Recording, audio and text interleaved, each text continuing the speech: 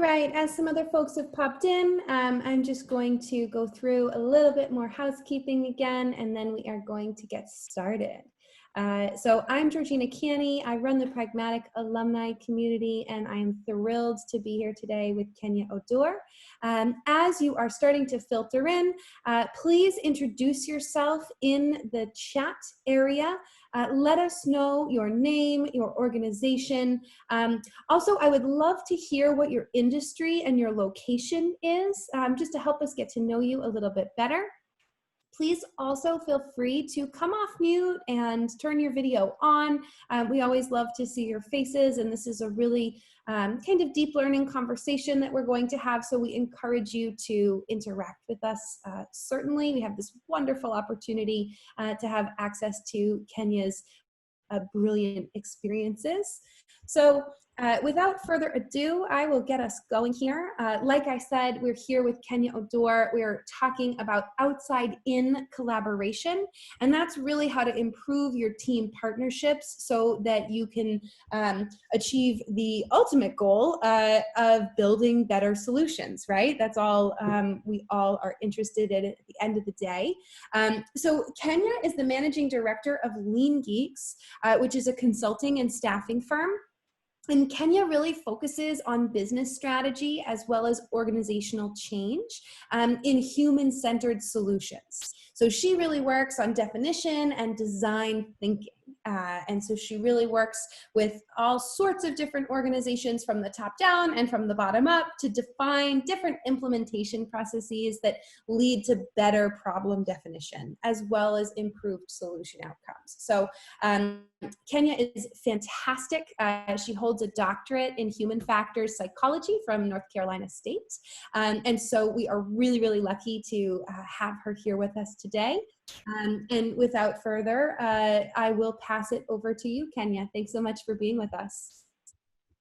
Absolutely. Thank you so much, Georgina, and welcome to everyone. Good afternoon, and thank you so much for taking time out of your busy schedules to get on yet another Zoom call.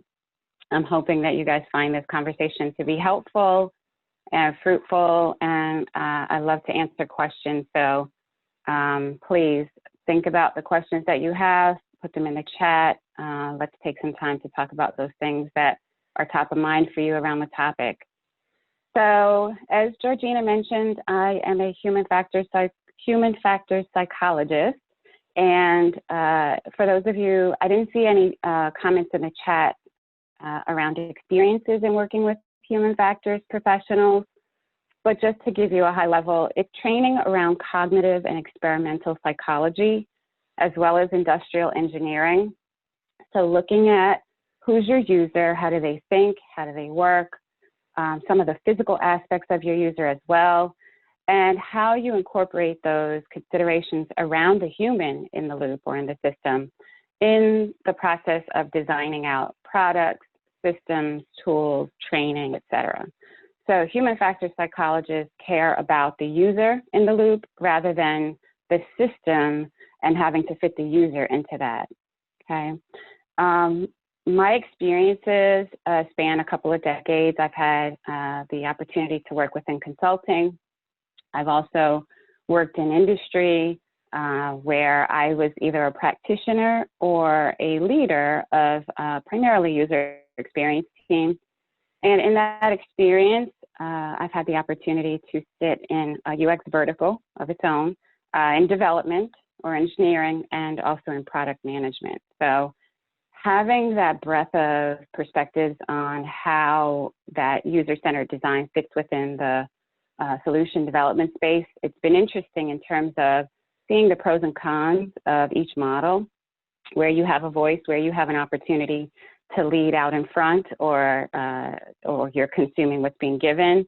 That's been a lot of my experience. And what's been most important, though, in all of those experiences is ensuring that user experience, human factors, design, individuals within that role have a voice and have the opportunity to collaborate with their partners in product and in engineering.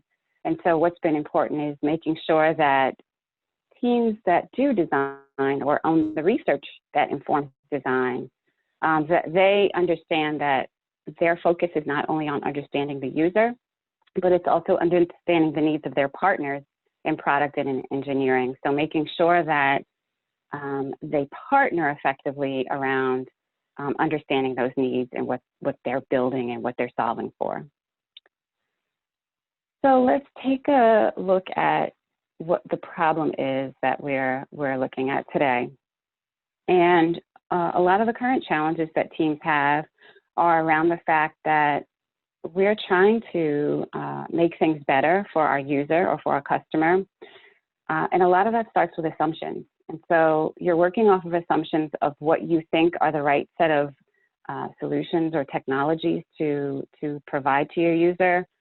And so when you look at your role as a product manager, you sometimes feel the obligation of being the be-all, end-all in terms of understanding what we need to build and what that should look like and how it should solve for the user. But because you're working from assumptions, there's an opportunity to validate those assumptions ahead of delivering insights or direction to your team. So that feeling of having to be able to answer all the questions and understand all of those needs and what that looks like in terms of a solution is part of the challenge that a lot of product managers have. But what I want to show you is that you can reframe that engagement or that partnership with others so that you partner and you help work together. You help drive the bus in terms of how you guys work together in solving for your user. And where you don't do that, what you see in a lot of cases is that the team's trust, there's a breakdown in terms of their trust in product management decisions. And so this is where, you know, you have to stop ship in terms of what's being built or where the team is in development. You have to stop the bus so that the team can come together and get clarification on, you know, what are we solving? Are we solving for X or Y? There's an opportunity for clarity and that sort of thing when the team feels like they don't either have the information that they need, or if you kind of unpack that, it's a lack of trust in the decisions that you're making as a product manager. And so when you think about the opportunity that you have, you want to think about the fact that you don't have to go at this alone. You can use your partners in a way where you provide that vision or that definition and allow them to do what they do best to help you get to the outcomes you're looking for. So when we think about what we're going to talk about today, there has to be a desire to do things differently. There has to be a belief that the team can actually do things in a different way than they are today. And there's a need for that knowledge of how do you go about doing this. And so what I'm going to share are a few pieces of what that looks like in terms of doing things differently. And so when you think about, being collaborative, you have to think about, well, what does it buy me in terms of being more collaborative with my team, with my customer? What it ultimately does is it increases the trust in the decisions that you're making as a product manager. That trust goes a long way in terms of building relationships, getting the team to do the things that you want them to do in terms of execution. In terms of your customer, your customers are more tolerant of things that don't align exactly with their expectations or their needs when they trust the decisions that you're making and that you show them we're trying to pivot or adjust based on what we hear. So you want to think about that collaboration inside and outside as an opportunity to help build trust. And in that, you want to share the leadership around the decisions that are being made. So when we think about collaborating with partners in different parts of the organization and with your customer, what they bring are a diversity of perspectives. So you start to see that your design partner or your design peer, your engineering partner, they come with a perspective based on their expertise. And in some cases, they might be focused on the experiential aspect, or they're focused on the technical feasibility of that solution. But in each of those perspectives, what they bring is a different piece of insight that helps to formulate an even more user-focused, feasible solution. And in the instance where you take that consideration, or you take that feedback into consideration early, you're then able to influence what comes out in terms of requirements and expectations for the team. When you think about working in this way differently, what you see is an opportunity for the organization to get better in terms of the rigor around how you touch your customer and how internally you use the information that you've gathered about your customer. So this starts to build out systems that your organization can employ that can now be redeployed as future projects take place. And you can see opportunities to say, okay, well, we came together in this way previously. We talked to the customer, and these are the insights that we gained. Let's put a system around this. Let's make this something that we do with every project. Let's build it into project schedules. So it now allows you to get to a place where you have some good rigor around how to do things effectively in that regard. And that collaboration also allows you to assumption test. So where you come to the team with a statement of, I think we should pursue, I think we should explore, I think this is the way we can do this, you can turn that statement of I think into a more definitive if you go out and test those assumptions with your users. So when we talk about the opportunity that comes out of this, you, again, strengthen that trust in the decisions that you're making. It also allows you to look at how data can support your decisions more effectively so that when you look at that churn that can occur, that naturally occurs with building any solution, the churn is less frequent, it's less severe in terms of pivots or changes because you're using data to make those decisions. You're using insights that you've gathered out in the market through various channels to help inform those decisions, which makes it a lot easier to have those conversations with your engineering peers, design, marketing, et cetera. And so you have to think about then how do you have, or how do you build a collective accountability around those decisions? So now that you guys are using data to drive your decisions, how do you utilize each different team member's expertise or capability in a way where, again, you still own those outcomes, but you lean on them to help execute, to get answers to some of those questions so that you can make more effective decisions and still drive that bus, but have the people that are on that bus with you inform what direction you're going in. It also allows for an improved focus on the right things. So when we think about how often we fall into the predicament of looking at the roadmap, focusing on what's the next thing on that roadmap that we need to build, versus taking those roadmap items out to customers, validating that, okay, are these things still valid? Are we still solving the right problems? Do we still have the right timeline in mind? Or is that something that's, you know, you're past that? You're now looking at new opportunities to utilize our solutions. And so what you want to think about is how you improve your product by first improving your team and your role as a PM, okay? So that's what we want to step into, is how you look at the change in the way you work with your team members and with your customer. And so we're going to hit 3 key principles around that. So principle number 1 is about collaborating with your partners. And so your partners are individuals within your product team, but they're also your customers. And when you think about your product team partners, you want to think about your role in terms of representing the outcomes and the business, but you also want to have representation from your design team and your engineering team. So how many of you today, just by show of hands, how many of you today have a good partnership? You think you have a good partnership with those other disciplines within your organization?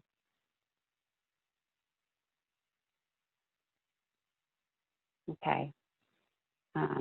So when you think about, I didn't see any hands, so that's a good opportunity for us to dive into what that means and what that looks like. So when you think about that partnership, you always think about it as a 3-legged stool. A 3-legged stool is going to be a lot more stable than 1 or 2, okay? So you want to think about how these partners can help support your needs in terms of the fact that you own outcomes and what that partnership looks like. You want to focus on how you leverage their expertise. And when you think about your customer, they are also your partners in this, if and only if you do things right in terms of focusing on not the squeaky wheel, not the customer that's always available, not the one that's always going to tell you what you want to hear, but you want to find a set of individuals that represent your user. They don't have to be existing customers. Sometimes it's better to utilize people who don't use your product and they use something from a competitor, and that the work that you're doing is conducted obviously by a third party, but that they are then able to give you objective information based on their experiences and aren't always focused on your solution and what's wrong with it today and biased around trying to give you what you want to hear in terms of how things are working today. I was in a situation once where I partnered with an organization, and so when we got to the point where we had to identify the council, and you want to identify a council of a handful of people, 5 to 7 is ideal. And so when we looked at capturing the names of people to put on that council, I started with, well, who are the people that you already have a connection with in terms of like an advisory board or something to that nature? And I wanted to understand a little bit better, what are the demographics of those folks? And so once they provided the information, what we discovered was that their council was made up of all white males, average age of 50, average income over $70,000. The challenge with that would be okay if that was their target market. The challenge with that is that their market included just about every demographic, ethnicity, age, socioeconomic status, education. And so we had to step back and look at what's the opportunity that we have in capturing or engaging the insights from people who are more representative of our total user population. And so that's where we had to then look at what are those demographics to consider? How do we then define what a council of customers should look like based on that information? And then we went out and recruited it against that information. When we talk about the product team partnerships, I can recall a situation where the product manager, who also sat in their strategy organization, his typical engagement involved providing his engineering and user experience or interaction design team with a definition of, we're going to build feature X, and these are the things that it needs to do for our customer. And again, lots of churn around what does that mean? What is the context for using that solution, that sort of thing. And so when we looked at the 3 of them from a discipline standpoint, coming together and having those conversations from the beginning, what we found was the feedback that we received once we got to the point of putting together a picture of what that interface looked like, and from a technical perspective, understanding what the solution is. The feedback that we received was that 3-legged stool partnership that took place from the beginning was so much more effective in getting to what we're building a lot quicker, a lot more confidence and trust in the decisions of that product manager. And there were fewer clarifying questions. There were fewer questions around the who, the what, that sort of thing, because all of that took place in the context of those activities while they were being performed. Now, when we think about our current landscape and the fact that just about everyone's remote today, we have to think about, what does this mean in terms of collaboration?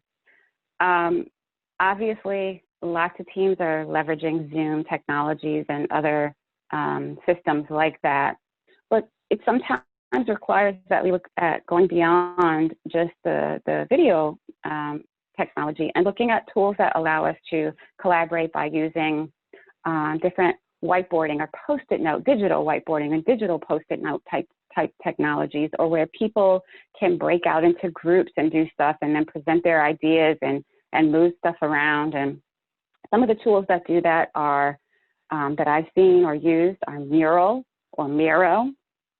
So utilizing those with a Zoom technology, for example, can help in terms of getting the team to work together more effectively when everyone's distributed, or being able to get the customer involved in some of those conversations.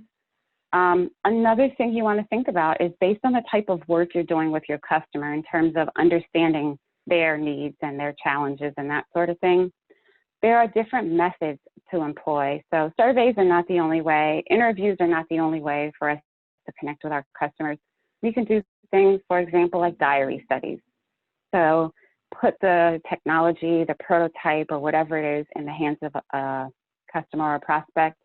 Have them, just like you would in your diary, write out your thoughts, your feelings, what actions you've taken, what things don't make sense. And so you have them go through that for a period of days, for example, and then they bring that data back, and you now have rich data around what they were thinking and feeling in the context of use, which can be extremely helpful in you then understanding a lot of those insights without having the opportunity to actually be there with them. So principle number 2 is about knowing your user. So for my particular situation, I, as a human factors psychologist, have training and expertise in qualitative and quantitative methods. So when you think about how you go about gathering data around your customer, that collaboration with your partners who have those capabilities or have that expertise, this is where you then, again, rather, this is where you empower them to lead some of those efforts that you typically feel that you would have to go out alone as a product manager. You let them lead those efforts, and you then follow as they drive the bus around defining what that research looks like, that research plan, how you're going to go about executing that plan, doing the work itself. And then when they gather those insights, you can then now come together and talk about things. And so when we look at the process of understanding your user or your customer better, you want to think about the context of their ecosystem.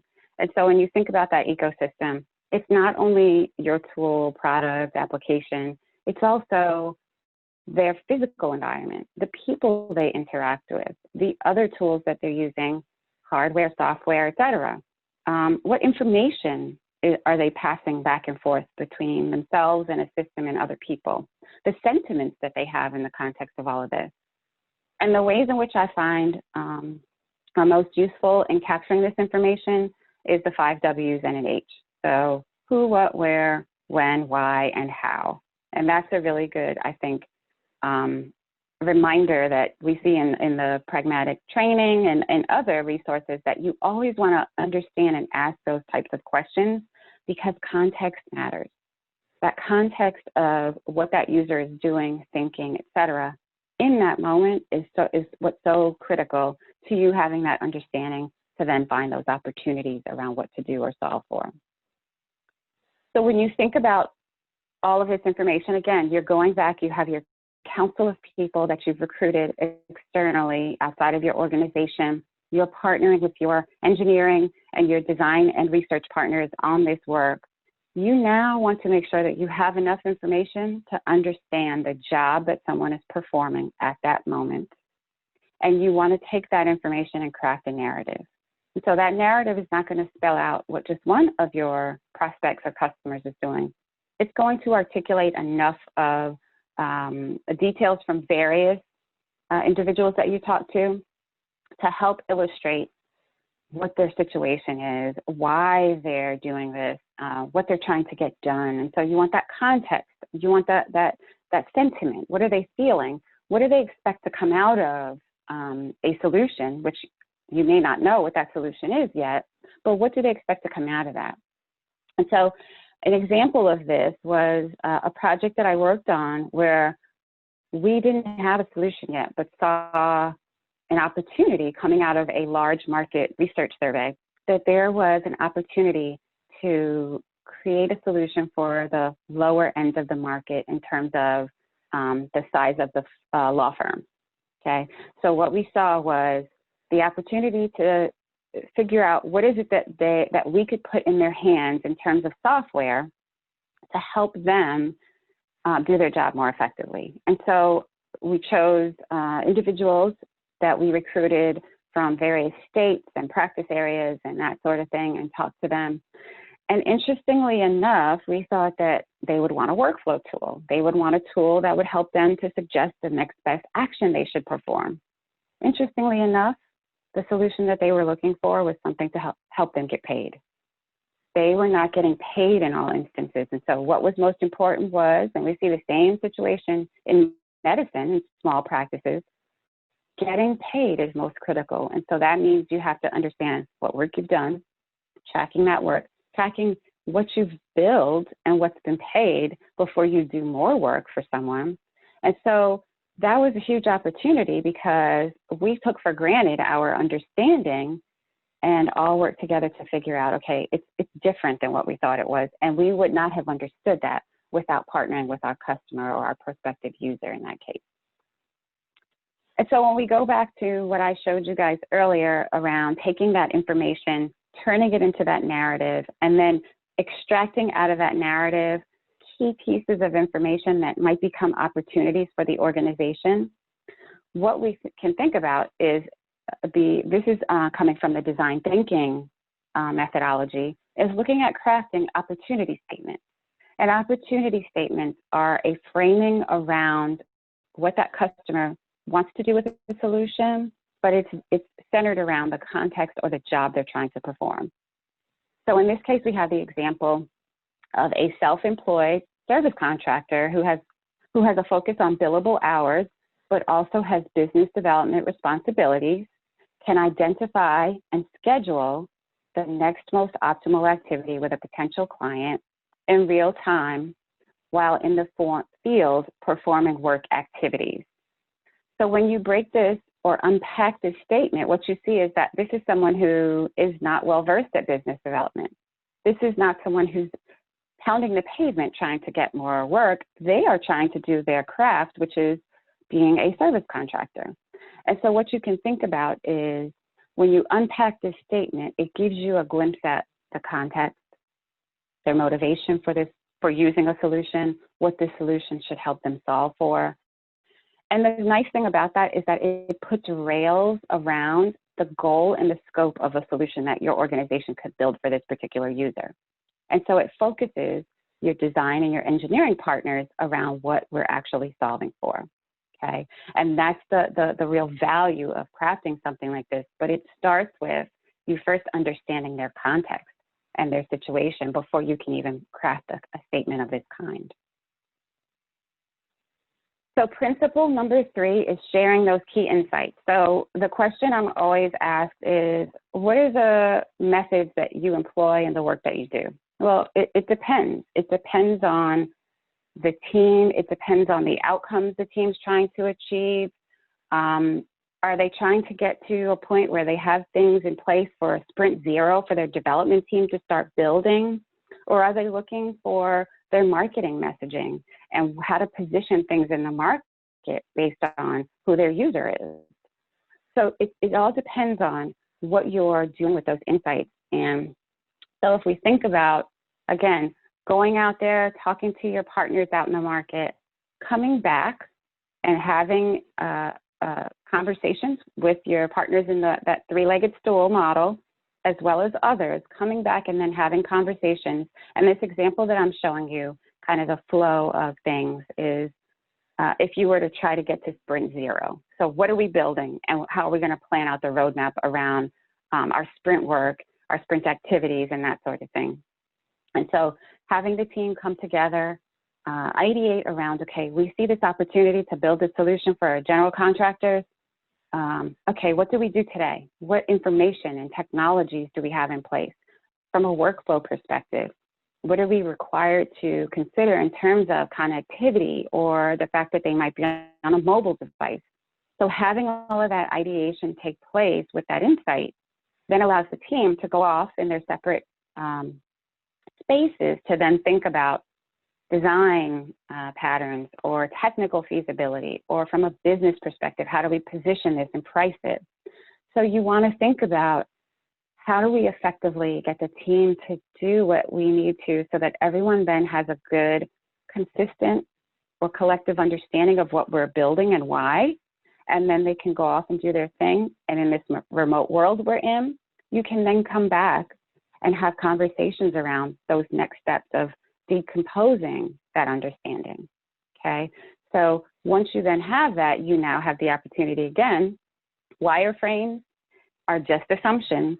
Those are just what we think are the right way to design the application, for example, or a prototype for a piece of hardware. That is our assumption. That's why it is important to then take it in front of that council again and validate your assumptions around that design.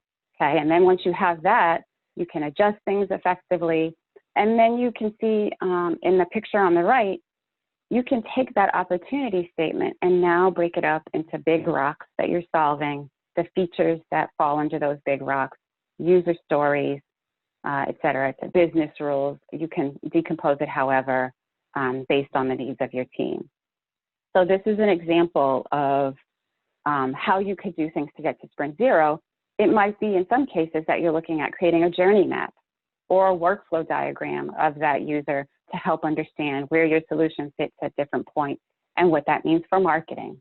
So you have to think about, again, outcomes of where are we trying to get to, what assumptions do we make today, and how do we validate those assumptions, and how do I partner with the team to get to a place where we can work together on finding and gathering that information. Okay, well, this is the end of, there's a lot that we could unpack in terms of what we've discussed, but of course we're limited in time. And so feel free to reach out to me via LinkedIn. Here's my email, web information. Again, we partner with organizations on doing work like this in terms of what are you trying to solve for, understand, and then we backtrack from there to try to understand how are we going to go about getting answers to that. So in the last few minutes, I'll open things up to questions, and I think Georgina is going to drive that. Yep, I got a few different questions for you as we were kind of walking through that, so I will surface those for you. To folks on the line, while we're kind of discussing some of the questions that have already come in, I encourage you to pop your questions into the chat and I will make sure that they're answered. The first one is asking about how do you best manage change management internally, right? So I think that you've got some followers, they're with you, but the rest of the organization, what do we do about them? Mm-hmm.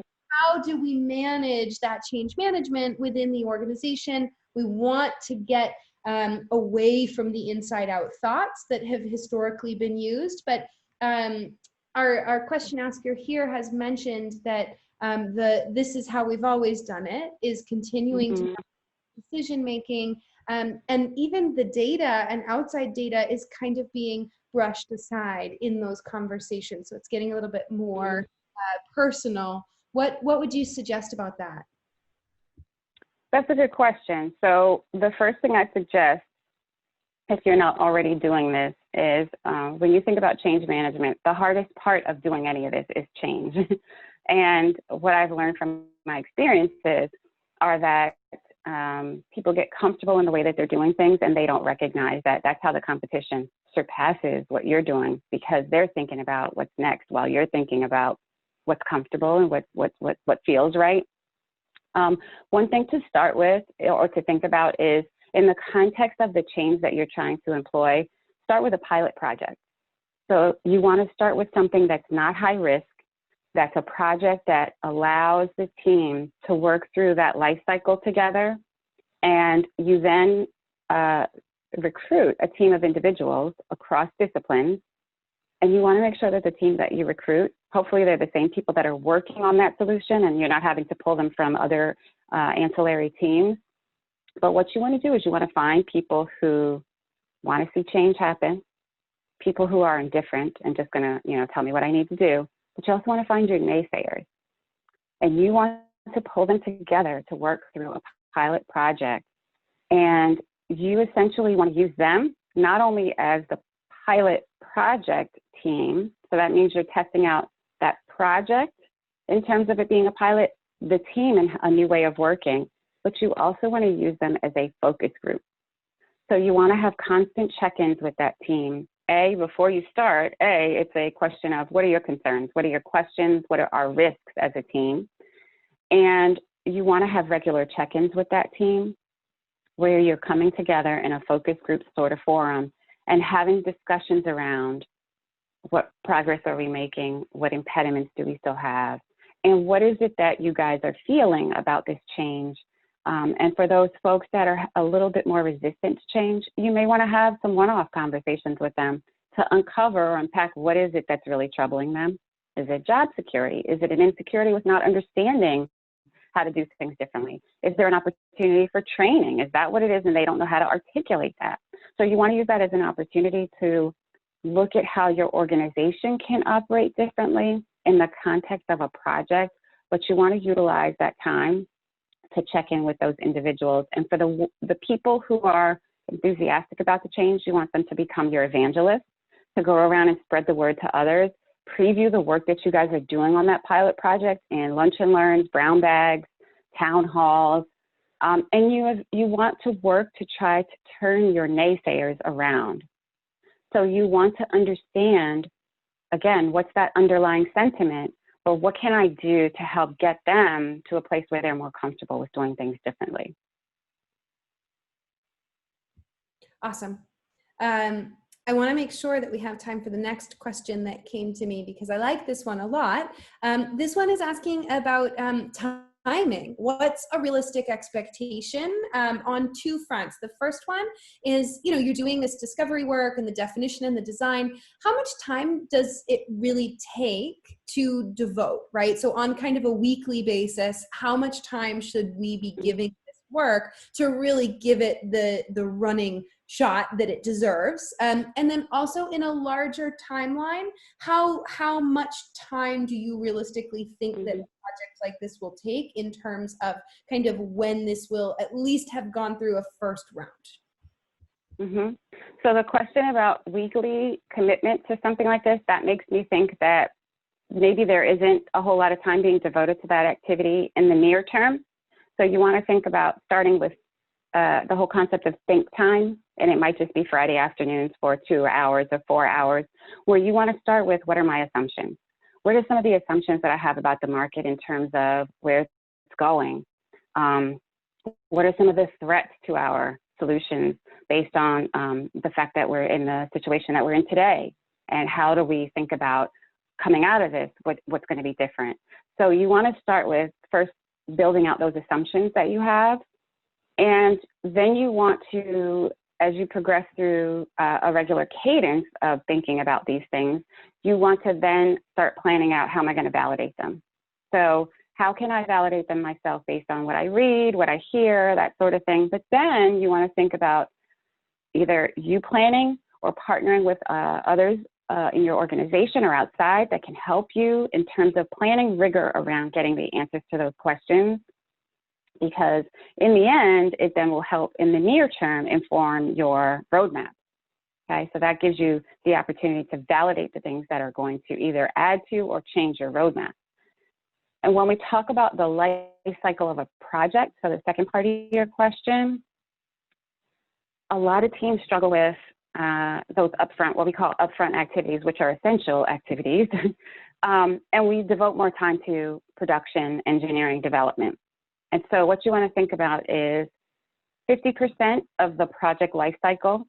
So in my experiences of working with project managers or Scrum teams, if you have some sort of marketable release or release date or delivery to the market date, say that date is September 1st.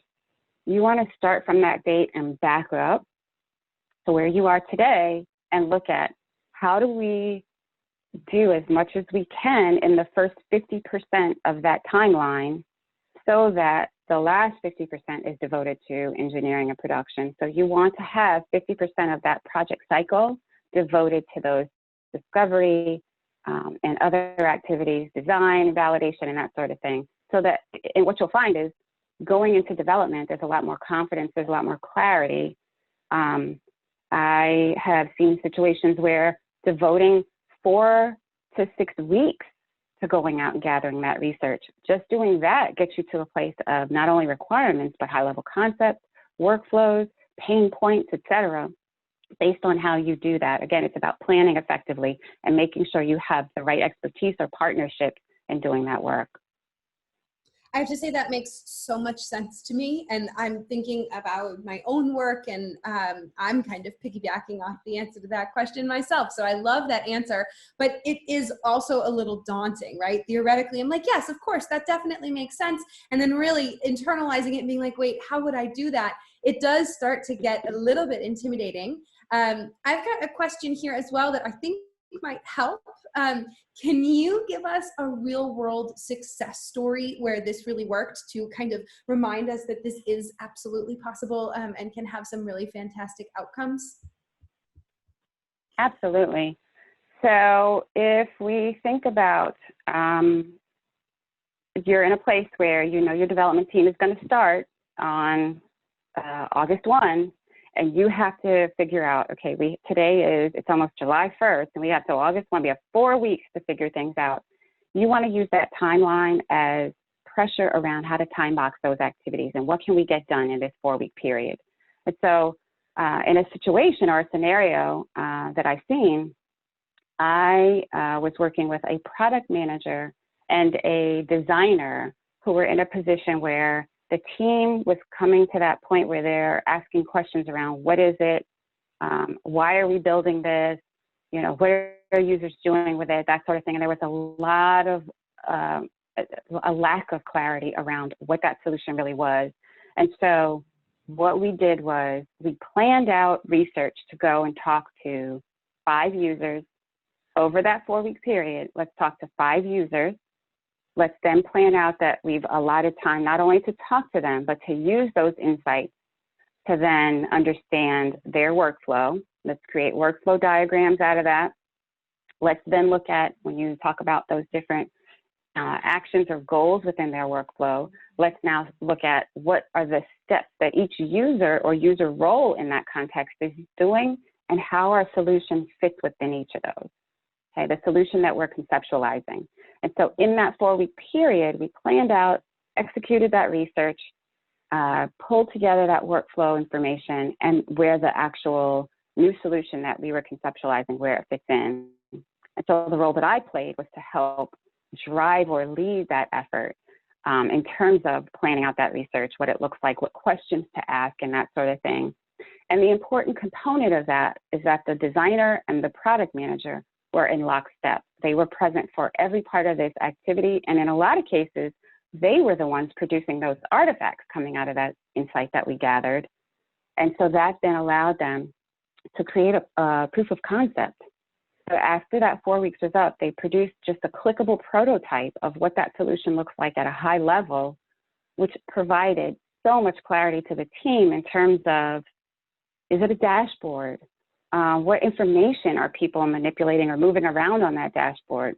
What are the user roles involved and that sort of thing, which provided a lot of richness to the conversation around the next steps of what are we building, what needs to come first, that sort of thing. Awesome. That's fantastic. Last call, folks, I made in the chat, but I will say here as well. We are just about out of time, so I want to make one last call for questions, if you have them. And you can feel free to pop those in the chat, or you can come off mute and ask the question. Anyone else have anything you would like to hear from Kenya?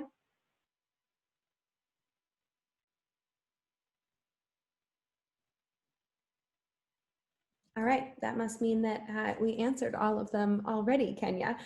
So very, very much bravo. If you have any additional follow-up questions for Kenya, please reach out to her. You can find her on LinkedIn. Oh, Quincy has a question, so I will pause my wrap-up spiel. He wants to know, what stage do you know your discovery process is complete? Great question. So you know your discovery process is complete when you have enough to articulate the job. So jobs to be done is a really strong framework to think about or to utilize. When you understand the context, the job that someone's trying to perform, their motivation, and you have a good understanding enough, or enough of an understanding that allows you to then see opportunities for your solution, or to understand where your solution plays in that space and how you can make it better. So that's when you know you've done enough of that discovery work. You don't have to, based on what you're trying to understand, you don't have to go and, you know, talk to a whole lot of people. when you start to see some trends in what people are saying, then that helps you to validate, okay, I am close enough to what I need to help us formulate that first step of the second level assumption, which is what are we building and what does that look like? Then you want to stop there so that you can then leave time to have that conversation. So you want to be careful about spending too much time doing that upfront research and not leaving enough time to then create some concepts that you can share with them and validate. You want to make sure you allot time to both. Okay.